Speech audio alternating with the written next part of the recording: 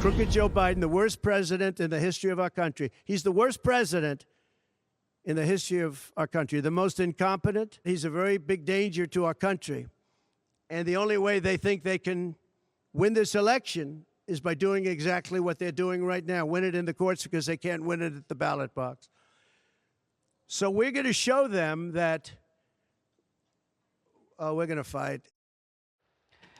We're going to fight, he says. That's former President Trump from last hour. We carried it for you on the Faulkner Focus. And he was calling out President Biden while promising to fight after yesterday's unprecedented conviction. Trump's campaign is already using the conviction to fundraise. Well, actually, they both are. But this is interesting. Let's take a look at the website now labeling the former president a political prisoner.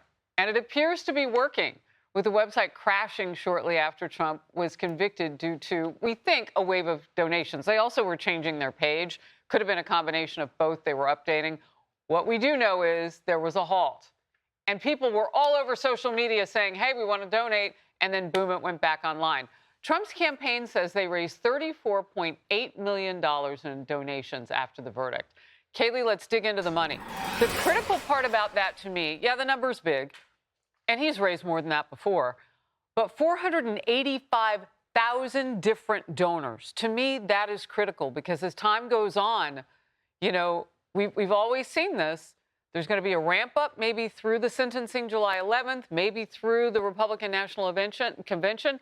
But you've got somebody who can raise a lot of money, too, and that is Joe Biden. So what happens when it kind of that wave sort of, you know, goes a little bit hazy? You make a great point. You know, fundraising oscillates. Who knows that better than Joe Biden, who's winning the fundraising battle? And then Trump came and trounced him with a fundraiser that doubled the record that he broke, even though Joe Biden still had with cash on hand. I want to underscore how big this is, though. Shane Goldmacher of the New York Times put this up about this number, this $30+ million number. Trump announced his $34.8 million fundraising haul after guilty verdict.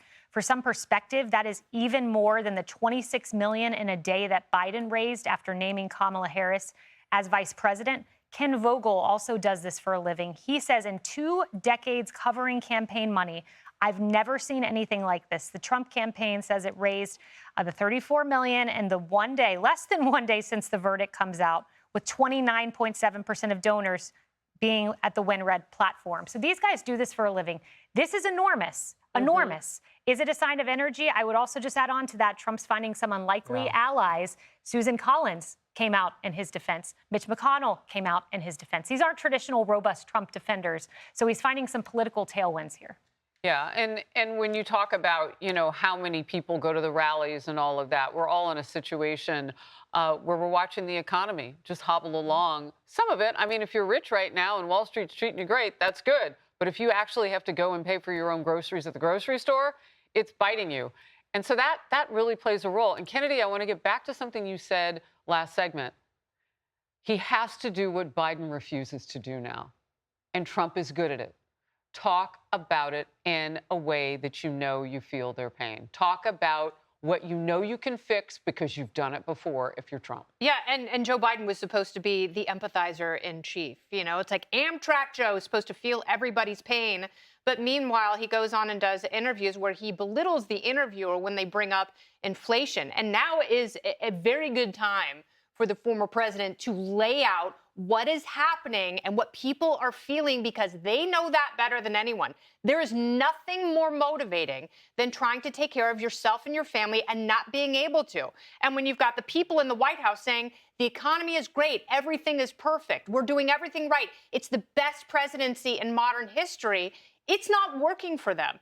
Then, you know, President Trump, he can stick to the hits. He can talk about inflation, he can talk about immigration, and he can talk about aspirational wealth that people should be able to engage in, but they can't in a high taxation environment where the federal government and state prosecutors are trained on political opponents that they don't like. That could be anyone at any given moment. And those few points, that message will resonate all the way through November.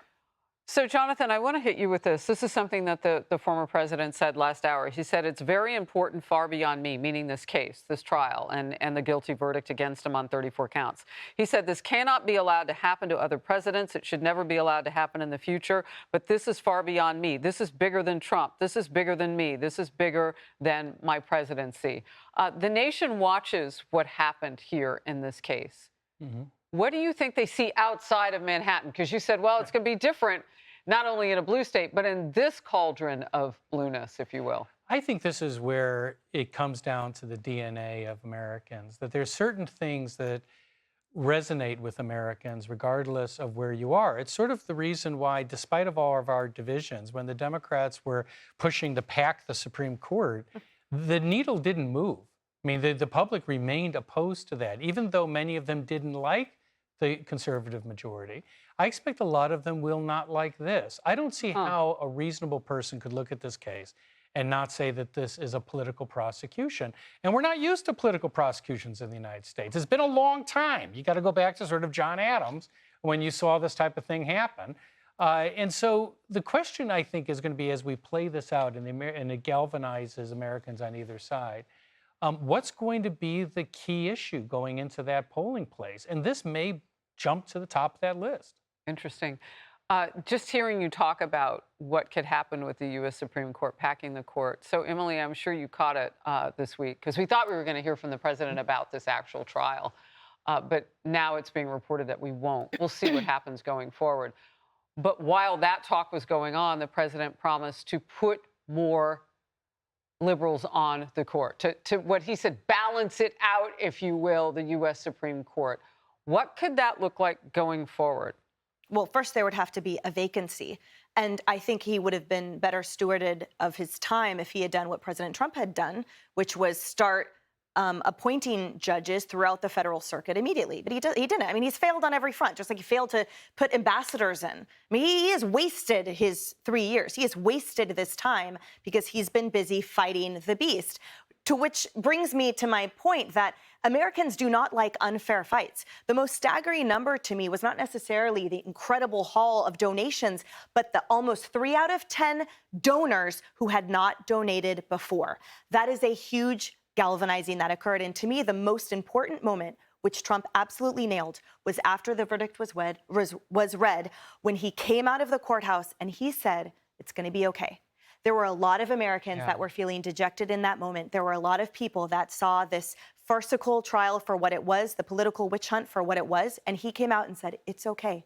And that moment, that's the cue from the bride, the cue from your dad, where you say, okay, it is going to be okay. And now let's galvanize, let's donate as he called for. But now what remains to be heralded is stewarding it appropriately. Get out and vote. We need to really harness the GOP messaging moving forward of how does this mean for actually putting your ballot into the box. That's what matters next. Yeah, and doing it early.